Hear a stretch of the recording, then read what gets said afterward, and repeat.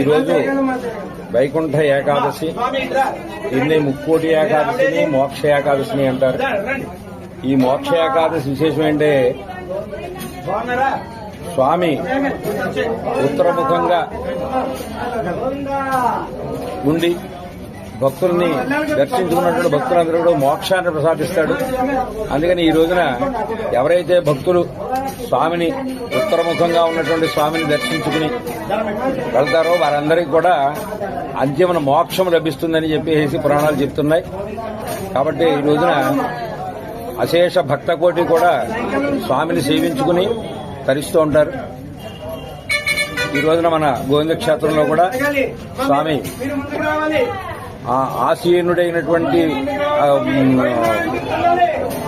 రీతిలో చక్కగా వైకుంఠనాథుడిగా దర్శనమిస్తున్నాడు. భక్తులందరూ కూడా శుభం కలగాలి. జై గోవింద. జై గోవింద, హరి గోవింద, గోవింద గోవింద.